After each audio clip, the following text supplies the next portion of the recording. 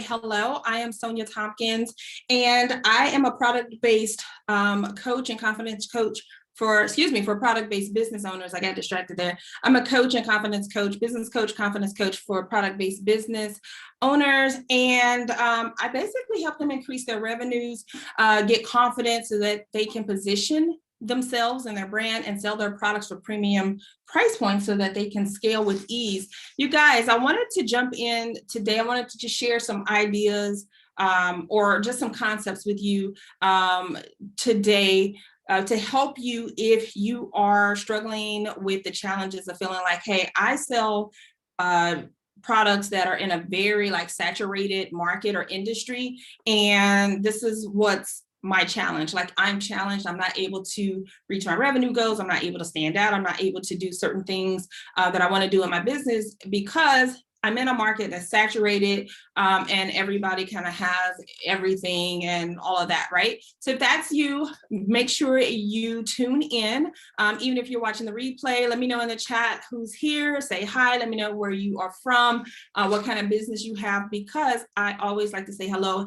Hey, Renika, thanks for being here. So on live here on a couple of platforms, but let's just jump into it. I do have notes because I really wanted to make sure that I hit these very important points, right? I'm going to do it nice and quick, but I want to be extremely clear for everyone, right? Because I know this is a really big deal, okay? So listen, if you get stressed out, if you're feeling like I can't make my numbers, I'm not hitting my revenue goals, I'm not reaching my audience because like everybody is doing what I'm doing, guess what? I have some solutions for you. So first of all, let me know in the comments, raise your hand, pop it in the comments if you feel like you are in a market that is oversaturated. So if you're a product-based entrepreneur, if you're a boutique owner, if you are a storefront merchant, if you sell a physical, tangible product, and you feel like, hey, or whatever industry you're in, right? Because this is true across the board. I mean, there's very few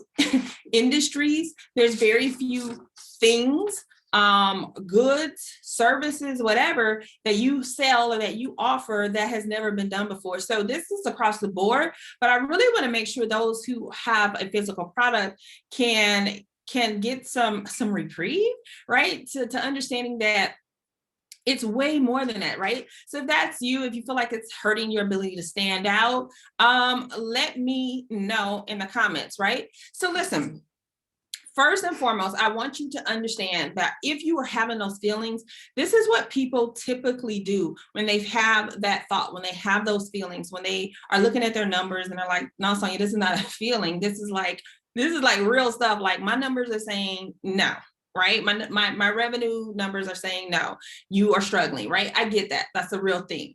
But what happens is when people start to have this kind of epiphany or revelation, if you're looking at your numbers, if you're looking at the first 6 months of the year, can you believe that we're already through the first 6 months? If you're looking at your books right now and you're like, okay, something needs to change, and I feel like this is one of the things that is affecting me, then let's talk about it. What people typically do is when they get that information is they start saying, okay, which is a good thing, right? We are always taught, like, look at what successful people are doing. Look at what successful brands are doing, right? If you have a product-based business, look at what other successful product-based businesses or brands are doing, right? And on the surface, I know that makes sense, but I think we've taken it way too literal. And what happens is most product-based entrepreneurs then become super competitive in a way that means they're just trying to duplicate what they see other product-based business owners do or other brands do, in a way to oh, that's what they mean. Like, they mean, go see what others in your market, in your industry are doing. And so then they go and they see what someone else is doing or selling, looking at their price points, really kind of looking at the surface level things that can't really tell you what is happening inside of that business that is driving their success, right? And so in that process, you start duplicating, you start basically copying what you see them do. I've seen this time and time again, right? Maybe you've done this yourself, right? So things aren't going quite the way you want, or maybe you just want to increase. Maybe things are going well, but you want to increase your revenue. So you're going to see what are other successful product-based brands or businesses doing, right? So that sell similar things to you. So you go and you see like, okay, they're selling a similar, set, apparel set. They're selling it for this price, so I'm gonna sell it for that price. Oh my God, they're moving these like gangbusters, so I'm gonna move, I'm gonna go and make sure I order a ton of these. There's so many things that can go wrong with that, you guys, which is what I'm trying to prevent you from doing by sharing this information with you today. So if you don't have a pen and paper, I am encouraging you to grab some pen and paper, right? Because I don't know how long I'm going to have this replay up here because I like to repurpose a lot of things. I'm just being honest. So I don't know how long it's going to be up. But here's what you need to know. That is not the most effective way to turn things around. Okay. So what is the most effective way, right? You want to know, well, what the hell is it, Sonia? Okay, cool. I'm going to let you know. The key is when you know exactly what you're actually selling, okay, versus the product that accompanies what you're actually selling, that's where the sweet spot is. If you didn't catch that, I'm going to repeat it again. When you actually understand what you are selling as a brand, as a business, versus simply the product that accompanies what you're selling, that is where the sweet spot is. That is your superpower. That is where you're going to stand out from everybody else. That's where you're going to be the black sheep amongst a flock of white sheep, which in this scenario is a really, really good thing. It means that you're going to stand out amongst all the other sheep, right? And on the flock, you're going to stand out. You're going to be the one that gets noticed, right? And even though all the other sheep are selling the same things as you, you're going to garner a certain amount of attention from the right shepherd. Okay, I'm gonna get off the sheep parable here in a second here, but it's I'm feeling it right now. I don't know what I'm channeling, but let's just roll with it, shall we? Okay, so what does that mean? Like, how can you figure that out? First of all, I need you guys to understand that the reason why a person can buy a leather bag. You can buy a $3 leather, repurposed leather bag at the thrift store. Right? Name brand repurposed bag at the thrift store. You can buy it for $3. You can go to TJ Maxx and buy a overstocked name brand leather bag for $30. You can go spend $3,000 on a leather Coach bag. You can also find people who will spend $30,000 on an Hermes bag. Okay? These are all for leather bags, all right? So we're not talking about, a lot of times when people create like these comparisons, they're like comparing like apples to oranges or like, a green apple to a gala apple. Like these are all the same basic kind of apples essentially, right? These are all leather purses. These are all quality, made from a quality good. Why are people paying $30,000 for Hermes and not, and other people are like, absolutely not. Let me get this $3 repurposed bag from the thrift store. It's all leather. So it's not a difference in, polyester versus leather versus PU, vinyl or whatever. We're talking leather, right? And in some cases, we could be talking about the same level of quality of leather. And yet they can all garner different price points. And Hermes at $30,000 at $30K per bag is not missing sales. I don't care if there's a recession. I don't care what is going on. There are still people who are affording Hermes bags, right? So why does that happen?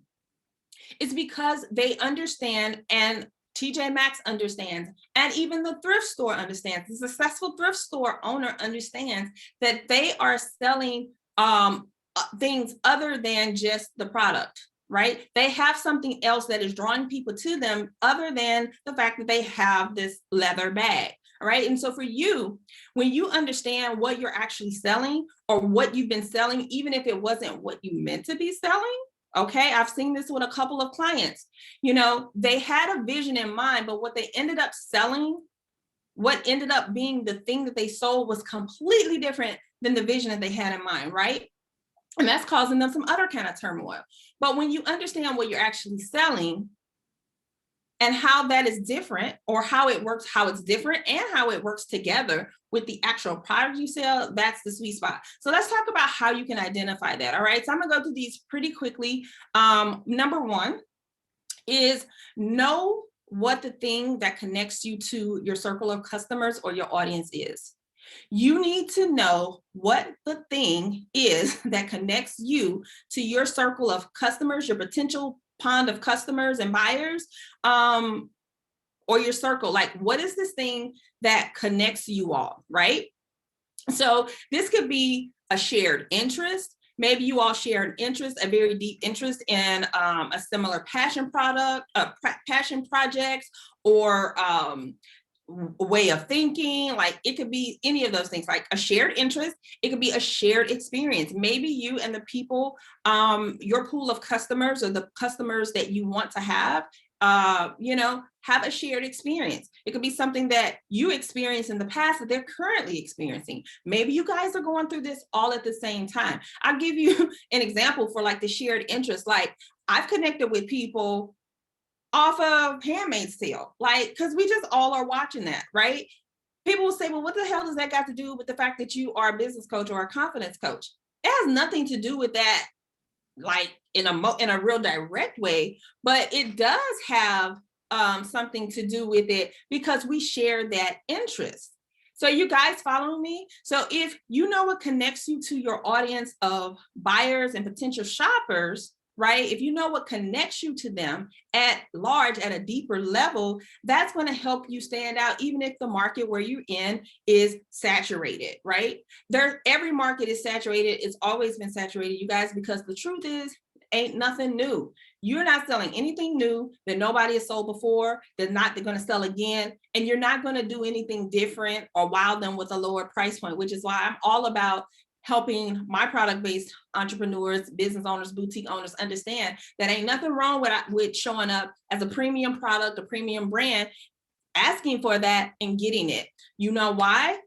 Because you are unique. You have a unique standpoint, right? So that goes back to what I'm saying. When you understand what you're actually selling versus the product, this is where your money is. This is where the gold is, okay? So again, when you understand what connects you, shared interest, shared experience, it can even be a shared desire, all right? So maybe it's you guys, you and your customer base, your audience base, you all share a desire to travel to a certain place, to experience something different, a desire to see changes in the community at large. Like, all kinds of things can be desires, okay? So if you're connecting with people on that level, that's where your money is. So connecting with them on one of those things, right? Shared interest, shared experience, or a shared desire, right? So that connection is huge, it's huge, it's huge. Hey, Lexi, thanks for being here. So glad you're coming to our accelerated workshop. I'm so excited to have you there. Another thing that you can do to help you understand what you're actually selling, that's not the product itself, is to build on that human connection, all right? So again, that shared interest, that shared experience, or shared desire, how can you build on that? That means how are you using that, okay? That could be like showing up, talking about ways to help them to further that interest, or further get closer to that experience, or how to get, how to work towards the desire, how you're working on that desire, right? This is helpful. Be helpful. Talk to people. Be friendly. Like, do you love what you do? Because if you love what you do, it's like, just show up. You know what I'm saying? Just show up and talk about the things that you do and who you are. But I know the reason why a lot of people don't do that. And it's because there is confidence issues about who we are as individuals that keep us from doing that. Like, I'm just gonna be straight up. So when you're uncomfortable If you think you can't, you're not enough, like you're not enough, right? You're not ready, you're not at that level, whatever this level is for you, because we're all different. This keeps you from showing up just as your authentic self. But being helpful, right, helps you to have that human connection with people, having fun, just chatting with people, laughter. Like, what are the things that make you laugh that you think are funny? Like, this is where marketing becomes easy. All right. And I'm not saying that lightly, because I know for a lot of people, product-based entrepreneurs in particular, handmakers, handmade creatives, we're creatives, right? So we're creative in the sense of we know how to curate and create what we're trying to do. If marketing is not like what you started off in creating or your natural ability or talent, that becomes a thing that goes on the back burner, and it feels very abstract, to us. And then we get inundated with all this information about, oh, marketing from a very surface level, marketing visually, but really marketing is just how you are being in relation. Marketing is just relationships. It's just relationships, right? So we've put up this block about how we run our business, which is completely separate from who we are personally. This is how we're trying to show up. This is why the marketing is hard, right? So I could go on that in a whole tangent, but I said I was going to be quick, and I'm going to hold my word to that. So just to recap, number one, you need to know what is the thing that connects you to your audience, your customer base. You know what I'm saying? Is it a shared interest, experience, or desire? Another thing is just building on that, by having some real human connection with that audience. And then thirdly and last, be willing to offer less things in order to attract and have more. I have been talking about niching, blinders on for 6 years. And this is why I'm going to keep talking about it. If you learned nothing else from the last year and a half, if you had a business, if you have been having your business prior to the last year and a half and all of that has happened, and you made it through this storm, you understand what I'm about to say. It is so much easier to pivot and shift and to focus, even in how you're relating and communicating and showing up for your product basement. It's so much easier to do all of those things when you are being specific, right? It also helps you with that same analogy where I was saying earlier, like with being the black sheep amongst all the white sheep in the flock. You want to be the black sheep. You want to be the person that's known for this thing.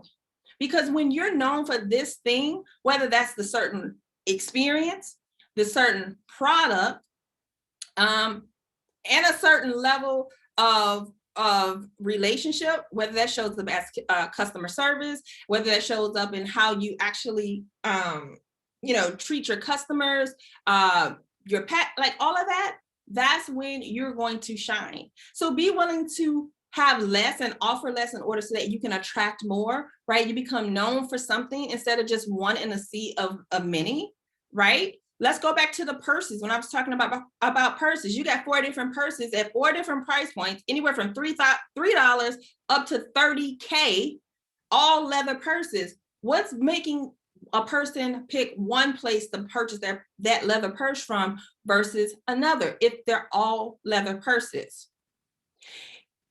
It's the thing that you're selling. It is the community that you're building. It's the shared experiences, the shared desires. It's the human connection that is happening. It's not the product. The product becomes the product really is the byproduct of that first thing. Those feelings, those emotions that you are evoking with your brand, with what you're actually selling, because that's what you're selling. You're selling the relationship, the connection, the feelings. Anybody who is great at selling anything understands that you're not selling your product, right? So this is why you can post, if we're talking about social media, you can post a meme that's really funny, and and for some people that gets more attention than them actually putting up a post of their product. It's because the product is the second act. It's the byproduct of what you're actually selling. And a lot of times product-based business owners, makers, things like that, they're not really clear, or they don't see that there has been some sort of misalignment or just a complete difference in what they wanted to be selling, the product that they're selling, and what they're actually selling.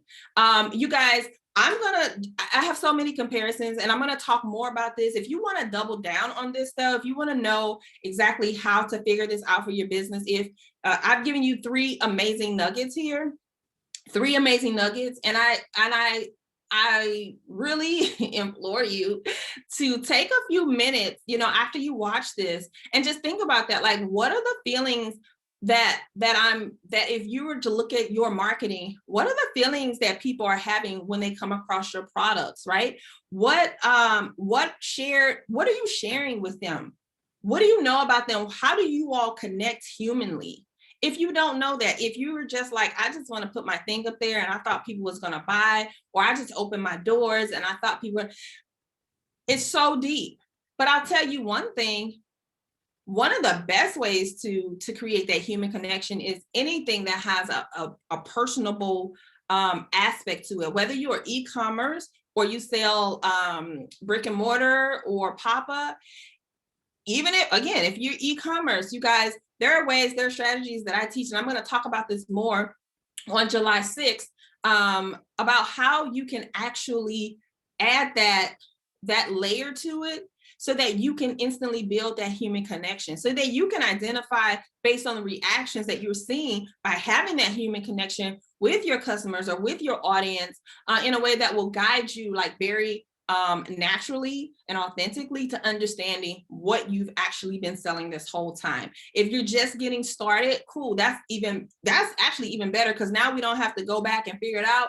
You can craft from day one and make sure that what you're selling and the product that you are going to offer that accompanies what you're selling all match, because again, that's where your superpower is. If you want to know more about this event that I'm having on July 6th, it's called the Poise to Prosper One-Day Accelerated Workshop. You guys, I'm going to be doubling down on this topic in one of my sessions, in addition to 3 other amazing sessions, all catered and specifically designed to help product-based entrepreneurs, boutique owners, and storefront merchants get confident to position themselves and get paid premium price points for their amazing products so that you can scale without burning out, lots of ease, and without feeling guilty to take time off, right? So if you want to know more about that, DM me the word prosper. Doesn't matter what platform you're on, DM me, put the word prosper in the comments. I will respond and get you the information, or you can click the link in my bio or head over to soniatompkins.com/workshop. It's going to be an amazing event. One day, because as product-based business owners, storefront owners, boutique owners, we're busy. We don't have a whole lot of time. And I'm going to be doubling down on this topic, walking you through it. It's going to be live. You guys can ask me questions. You can give me your specific issues and challenges. And it's going to be really cool because I love doing like on the spot, kind of like audits, coaching, things like that, in ways of answering your questions. And I would love to have you. So again, that's called the Poise to Prosper One-Day Accelerated Workshop. Tickets are on sale now. So if you want to know more about that, DM me the word prosper, or comment the word prosper below. Even if you're watching the replay, I will see it, and I'll get that to you guys. Otherwise, you can head over to read more about the details over at soniatompkins.com/workshop. All right, you guys, this has been amazing. Thanks for being here. I can't wait to hear from you and see some of you guys at the workshop. Until then, bye-bye.